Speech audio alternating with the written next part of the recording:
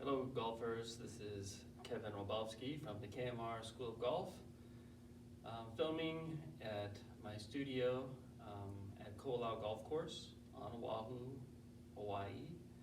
We are currently in coronavirus COVID-19 lockdown, so indoor golf practice only, and a good time to review a lot of fundamentals and maybe some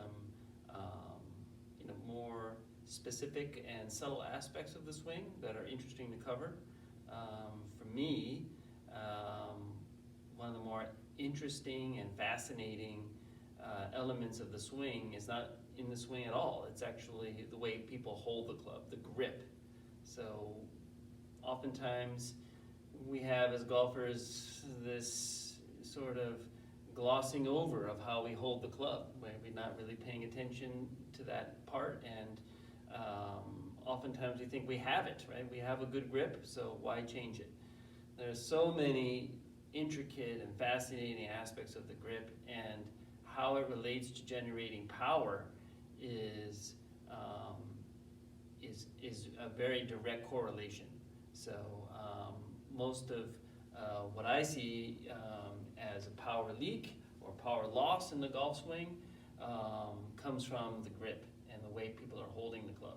So we're going to review that and get into it a little bit in depth.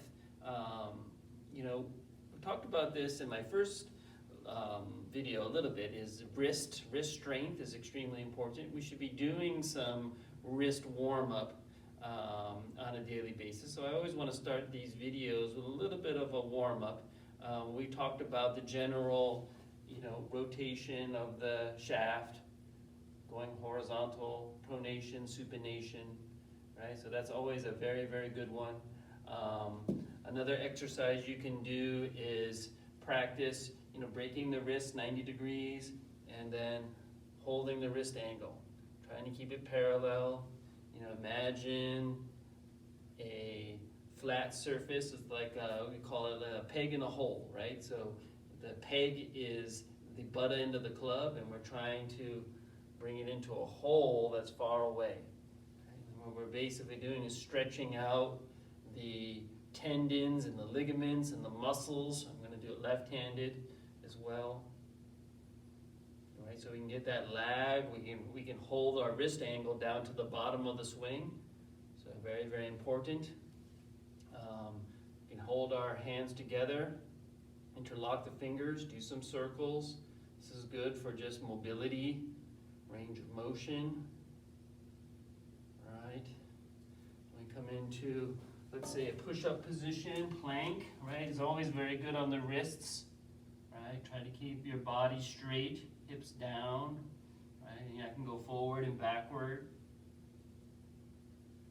You can do this on your knees as well. Just putting weight forward and backward. And when I'm doing that, I'm really increasing the angle of my wrist. You can really see that. And that's going to help with the wrist angle and the lag. And you can get the wrist in all directions. So now my hands are 3 o'clock and 9 o'clock, I go side to side, and then fingers towards my knees, right? Going same thing. Push it forward, push it back. And then in towards each other, left and right. And then even on the back of the hand, very important. Get the wrist angle in this position. If you feel like this is usually a very sensitive area, but in time this helps. You can again push forward, push back. You can even come up into a push-up, plank position here. And I can even do a push-up from here. So all very good wrist mobility, right? We need those wrists to be flexible to hold the lag, the angle down to the bottom of the swing. Right? The grip also helps with this.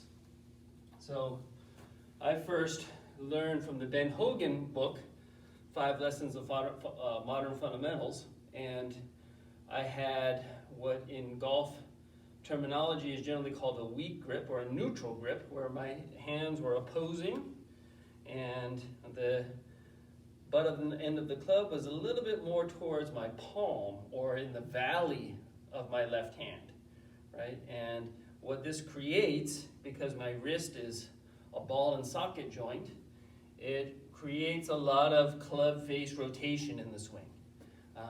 And then that can create, a lot of variability. So my teacher, Mac O'Grady, explained to me the importance of a stronger grip. And a stronger grip doesn't mean that you hold the club tighter. It just means that it's stronger mechanically. You get more leverage through a stronger grip. And the reason why is it allows you to cock your wrists the full 90 degrees and still keep the club face square, and then allows you to come down and hold the angle longer. So I'll demonstrate that. So oftentimes when people have trouble with the grip, I'll just show them intuitively holding a hammer very well illustrates the value of a stronger left-hand grip. So if I hold the hammer, if I tell a student, hold the hammer in your left hand, they're generally going to hold it like this. Now if you hold it up in the palm of your hand, in that valley, the hammer feels heavy. So generally people will hold it a little bit more underneath the pad, which is where you want it, in the more towards up in the fingers, or those are called metacarpal bones, right? So you're going to have the hammer's going to feel lighter, right? But it feels lighter because the wrist is now in a more leveraged position, right? And the problem here, though, is that so right now my grip is very neutral. I have very little hand rotation, but I then tell people, let's face the flat part of the hammer towards the direction of the target, like we would in a golf swing, and then immediately my hand has to turn over. So I get this rotation to get the hammer's flat part facing the target. Let's say the nail is sticking out of a wall horizontally, right? And now if I put my right hand on, and we're basically just going to match it, right? Then I can, if in the golf swing illustration, I can go back, right? I can cock the wrist, or I can angle the hammer, go all the way up here. I can come down. I can hold, right? And then I can get this very strong uncocking, and that flat edge of the hammer is square to the nail. I can go bam, very, very aggressively. And that's where your feeling of leverage and power is coming from, right? Now, if I held the hammer, let's say I face it this direction towards the target, but then I put my thumb on top, I put the handle of the hammer a little bit more in my palm and in my valley, and then I create a more of a neutral grip with the flat part facing the target. Right now, because my wrist is a ball and socket joint, I have no tension, I have no twist at address, it's going to naturally want to rotate. So that's where you get that toe up position in the takeaway. So the club face gets toe up, it gets open, the hammer face is now pointing to the sky. Right, I'll go back, I come back down in here. Now, if I'm going to try to hit a nail horizontal, I'm going to have to very quickly release my wrist back in here. So that's what's happening with the golf swing. When golfers are casting, early release, it's a mechanism trying to square up the club face, right? Because the club face is so open, right? And so the hammer face, and plus I have very little leverage here, right? I have nothing to really to hit with. Right? If I back it back up in here, even just with one hand, bam, bam, I get a tremendous amount of snap. And although it feels a little uncomfortable, the reason is because you have to stretch these forearm muscles. The left arm has to rotate. These muscles all get stretched, right? Wrist, hand, forearm, all get stretched, right? It's not a loose, light, feeling. It's a little more of a torqued feeling, right? Because of the twist. And but that's good. That's sort of governing the stretch in our swing overall. One of the elements, one of the governors in the swing is the stretch of the left arm, right? If we have flexion in the left elbow, creates a lot of complications in the swing. So when I hold the golf club, right, a strong grip is basically described as your left hand turned over. Now, how much it's turned over, that can vary per individual, but generally, I would say 45 degrees is the general term, right? And then I would also have my right arm or right hand sort of matching underneath it like this, right? And so that's going to create this over position. My left hand is turned over, my right hand is turned under. That pinches in the elbow, and I have this nice, look at address, powerful look at address, right? So you can, if you watch a golfer set up like this, you can intuitively see the power already.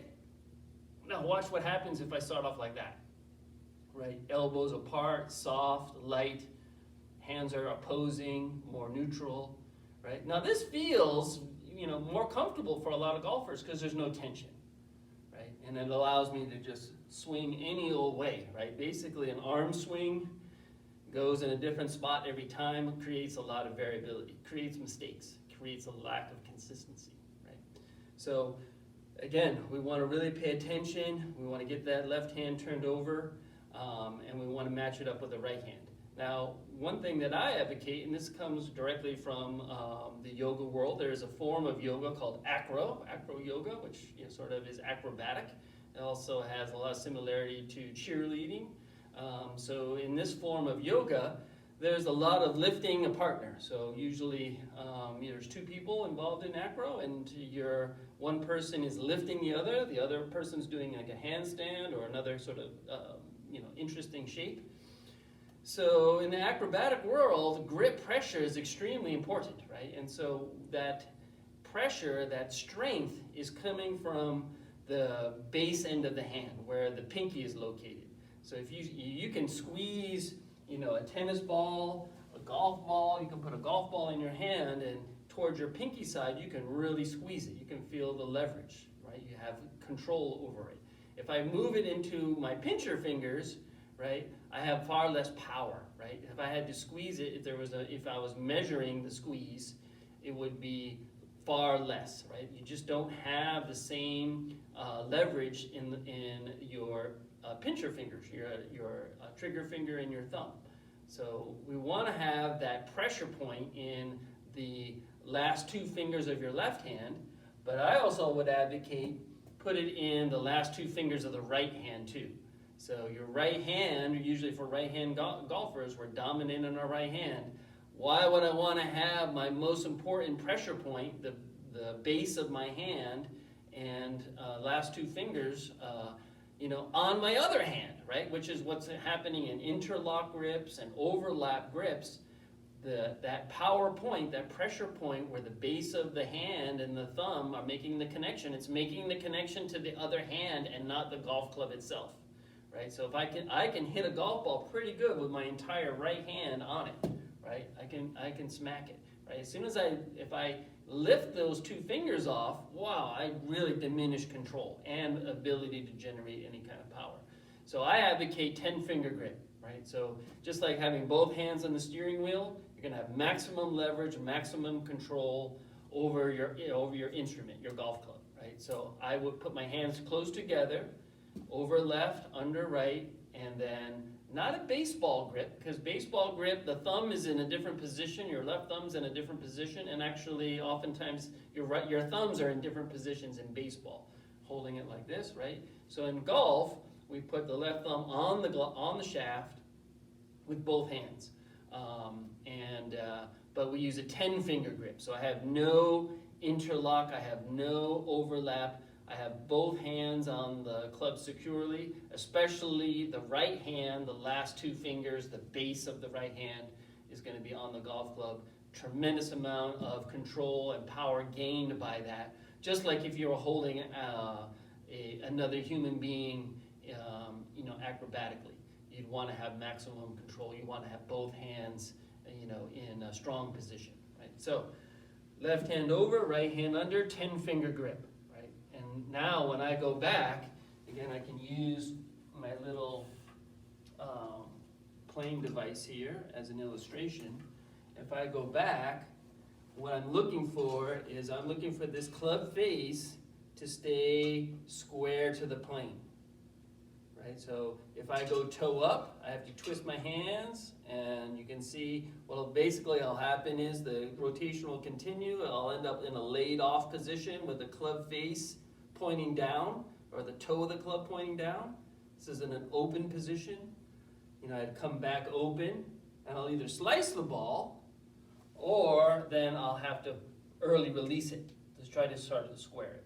Also, from people with that open position, they'll start swinging left to compensate that the club face is open to the right.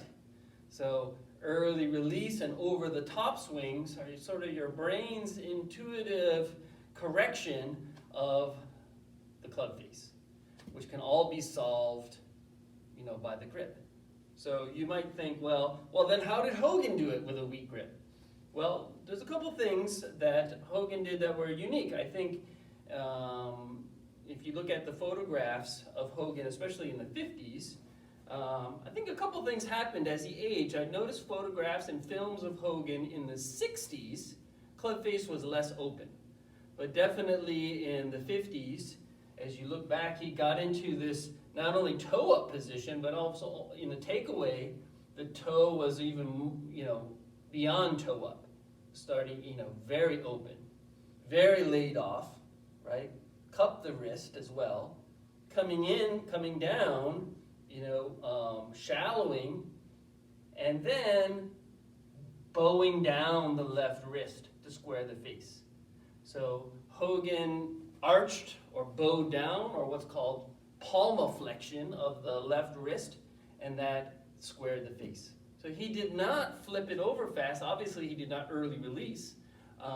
But he did change his wrist angle. So if you look at Hogan's club face in the takeaway, it looks like this, but then in the downswing, it looks like that. Right? So he did have a square face, but he used a change in the wrist alignment to do that. Again, I would say that was his way to solve the problem, but probably not the simplest way to do that. I would try to keep the wrist angle the same the whole way. Just do it with the grip. And then your takeaway, the club face is going to look like that. As I continue to come up the plane, my arms are going to raise up. Then I come back down the plane. My club face is going to return. It's going to look just like that, square to the plane. So when I'm over here in the delivery, the club face is already square. All I have to do is uncock my wrist. Bam, club face still square. Extend to keep it square, and then I can start releasing to create, you know, some energy and create that lightness and the follow through. So that's the release of the club after the extension, and all of that is done very intuitively and very easily with the over-under grip. Left hand 45 degrees over. Right? That puts your thumb on the side of the club. And you're going to have to play around with this. I would definitely, in a mirror, and when you're doing mirror work at home, try to identify your club face position, where it wants to go naturally. I would say 90% of the recreational golfers that I see as students, they're opening the club face. The ball's going to the right. And what's interesting is sometimes they'll do this with the driver and not the irons. Sometimes people will do it more with the irons and not the driver. So oftentimes these patterns can be somewhat relative to the golfer's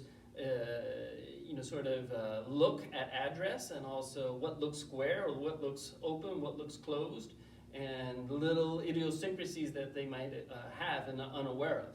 So just because you do it with one club doesn't mean you do it with all the clubs as well.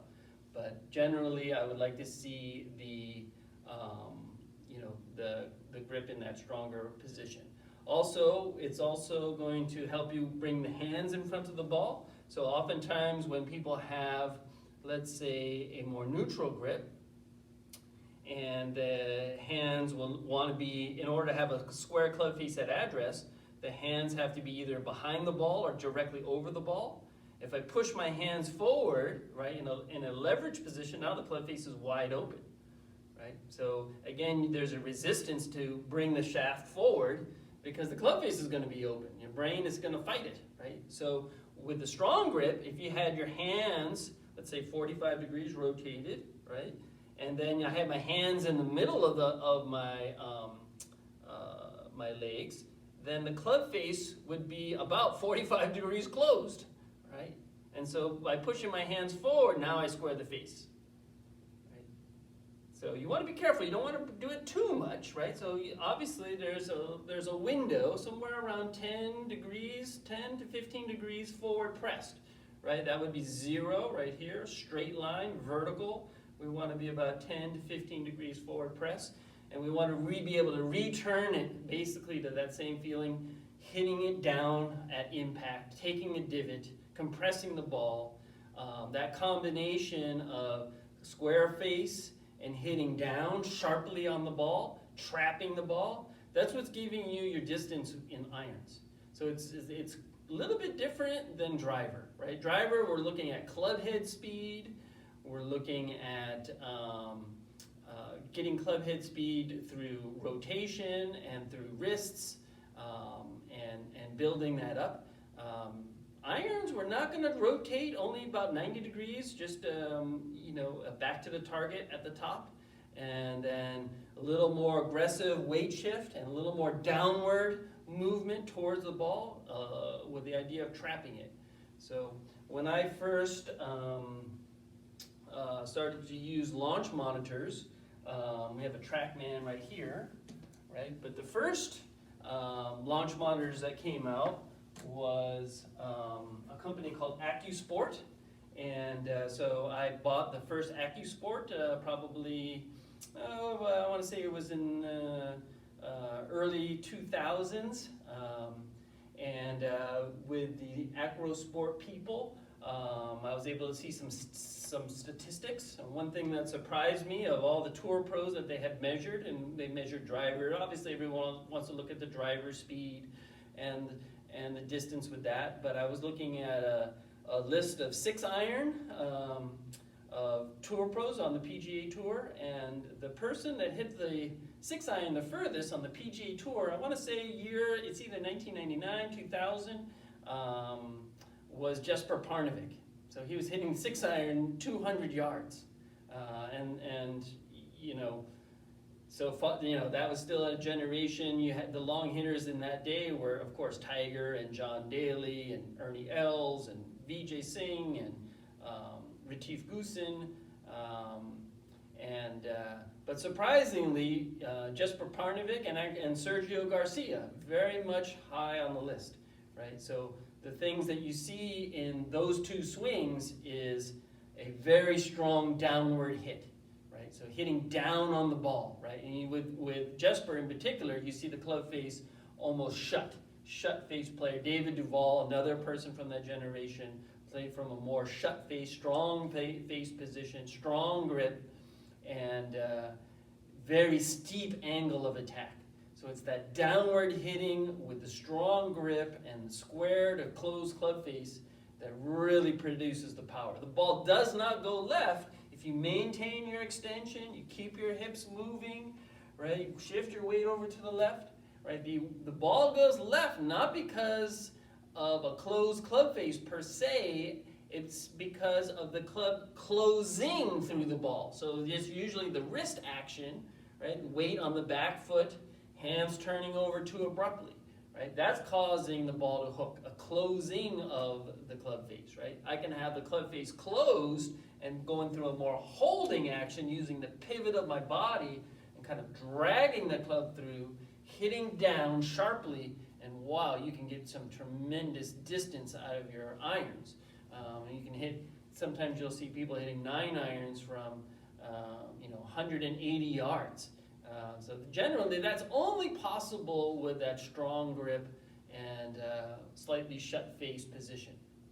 Got to be careful too, right? So we don't want to go overboard and go too extreme with that. But for most golfers, recreational golfers are looking up to picking up extra yardage is crucial, because your handicap is directly correlated to how far you hit the ball, right? Especially if you can hit the ball in any kind of predictable way with a pattern, then you're making the hole shorter, and then scoring statistically through the USGA is proven to be easier when you're hitting the ball farther. But straight, right? Keeping the ball in play. So the other thing that I wanted to mention was ball position and how this affects also the club face and the grip. So I would say most of the time, when the ball's on the ground, probably the furthest up in my stance I want to play is a ball forward up, right? So I am going to shift my weight, and that's still going to allow me to hit down on the ball. But if I start playing the ball up in my stance, towards my left heel, towards my left foot, there comes a point where that club's going to start coming up, and I'm going to start to add loft, scoop it, also hit thin and fat. I mean, if that ball position is up in the stance. We want to have the ball up in the stance with the driver because the ball's on a tee, and hitting it slightly on the upswing is advantageous. But when the ball's on the ground, we want to hit on the downswing, right? That includes 3-wood. Now 3-wood, you're probably going to play it the most up in your stance because we want to get some loft on it, right? So 3-wood, 3-iron, play it a little bit, maybe an inch forward of middle. But your wedges, we want to play more back in the stance to get the distance, right? So I might play an inch or 2 inches, ball back in the stance.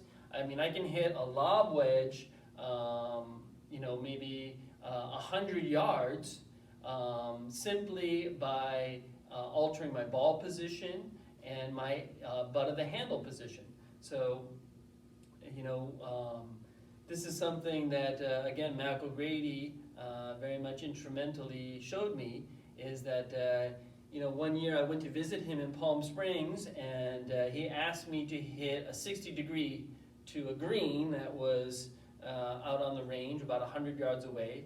And at that time, this is again maybe, I want to say late 90s, I didn't even have a 60 degree. I might have had a 58 or 56. And then he said, okay, you can borrow mine. So he had a 60-degree ping I2 lob wedge. When, if you know that club, it's extremely offset, and the ball goes sky high. I mean, it's unbelievable. So I said, I don't think I can reach that green from here with this club, Mac. And he said, well, just show me, how you hit it. So sure enough, I hit about 5 balls. The furthest ball went about 65 yards. And then I said, I can't do it. And he said, well, I'm gonna let me show you. So Mac, took the club and put the ball back in the stance, put the handle forward, had strong grip over under, hit straight down and hit that thing right over the flag, 100 yards away, 60-degree ping I2 lob wedge. And it was like, wow, eye-opening to me. How is that possible, right? But when you break it down, it's very, very logical. He's basically de-lofting the club, trapping it by hitting sharply down. I was playing the ball more neutral, maybe even adding a little bit of loft to it. So it didn't matter how much club head speed I had. More club head speed I had, I was just putting more backspin on it, and it was just going higher. And so I had to play the ball back in my stance and play the butt of the club more forward, and then make sure I had that grip correctly rotated 45 degrees. And then had nothing to do with shoulder turn or even weight shift. I just kept my weight a little bit on the left, right? Just go up and go hit straight down, bam, right? And you can, the ball takes off like a rocket. So one of the values now, to tell you the truth, you don't really have to hit lob wedge 100 yards. But the value of doing a drill like that is you can really start to feel leverage and compression and where power is really coming from. Just efficient use of angles, right? And even if you Google search right now, power grip and anatomy, right? So anatomical power grip, they'll show you is your hand rotated to the side, and they use an illustration. I think there's an illustration of a hammer, and the hammer is in the fingers of the hand, right? That's where you're going to generate the leverage, right? And not in the palm and not in this valley. that is created by the two pads of your hand, right? So this is not just true for golf, this is true in how your hand functions, right? And how it functions anatomically more efficient and more and with more leverage, right? So it's all about holding objects, right? We hold an object that's heavy in our hands this way, we don't even realize it, right? Because we get the benefit of the angles, and the angles create leverage, which then makes the object feel lighter. Right? So if you study this very, very closely, you'll see that this is going to ring true for your golf swing as well, especially with your irons. So it's good to cover that. I want everyone maybe just to do some exploration, because now is the time in terms of being indoors, and do your wrist exercises, and do your stick exercises, and use your mirror and check your club face and check your grip, right? Over, under, hands forward, ball position for most of your middle clubs are going to be in the middle of your stance. Longer clubs off the ground, maybe an inch forward. Your wedges, an inch to even 2 inches further back. So one's creating less loft, more distance. The other one's creating more height. We want to be able to utilize both correctly. So very, you want to be able to study and have this in your repertoire so that you can create different shots and different trajectories, hit it strongly through the wind. I'll leave you with one last Mac O'Grady story. I caddied for Mac in 2 PGA Tour events. One year, Mac was paired with Larry Mize and Mark Brooks in the Sony Open at Waialae Country Club. It was, again, maybe late 90s, and very, very strong, windy trade wind day. Mac started on hole number 10. Sony Open is also the first hole at Waialae for the members. It's the 10th hole for the tournament. And then 11 is a par 3. Very strong crosswind, wind coming in from maybe 10 to 11 o'clock. Kind of the worst wind you can imagine, 30 miles an hour into and cross from left to right. And Larry Mize and Mark Brooks both hit 4-iron, and I kind of casually looked and checked to see what iron they were hitting, and that looked about right. The hole played about 190 yards, but with that wind, it might have been playing closer to 210, and both of them hit just, as bad as shots as you're ever going to see a tour pro hit an iron, justifiably because of the conditions. Larry Mize almost hit his ball OB towards the Kahala Hotel, and Mark Brooks hit a hard snap hook left of the left bunker. And Mac, when he played the tour, he didn't use caddy's advice. He would scribble out of the notebook the yardage, and then pull the club, and then I would walk over to the side. He pulled 7-iron, and I was thinking, wow, he's not looked at the club correctly, and he's pulled 7 when he meant to pull 4. So I was already thinking, oh my gosh, should I say something? But knowing, the circumstances of Mac's professional demeanor in the tournament, as a caddy, I don't say anything. So he's the captain of the ship. He took the 7-iron, but he played the ball back in the stands, played the shaft forward, turned about 80 degrees, shifted the weight, hit down, hit a 7-iron, just bullet high, like a missile.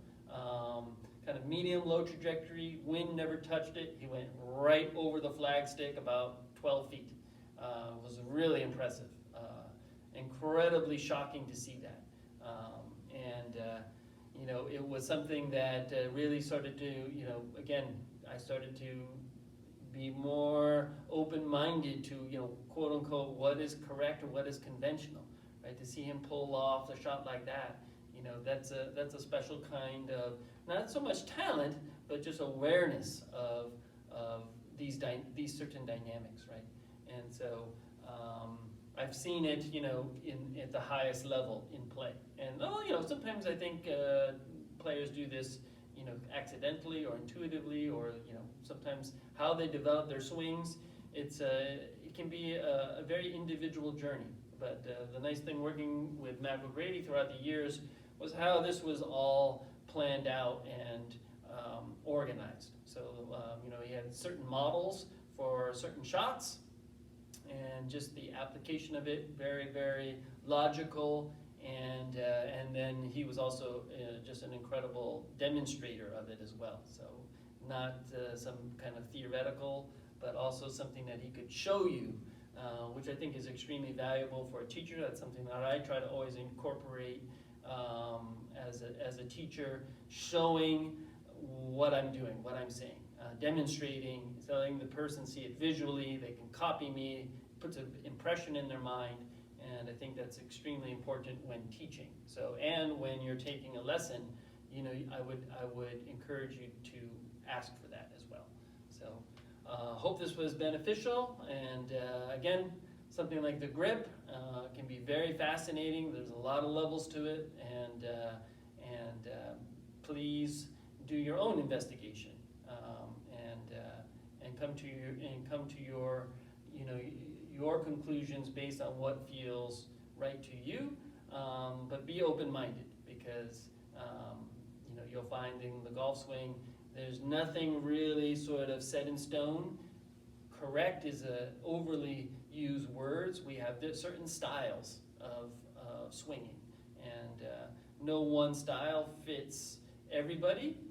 But I think the laws of physics are still going to be the laws of physics. Whether you hit a ball high or low or left or right or far or short has a lot to do with how we apply the mechanics and the angles and the levers in our golf swing. So this is what I'm going to continue to explore with you. So please stay healthy and safe. And again, Ohm Golf is available on Apple Books and through my email. So enjoy and stay safe and keep practicing.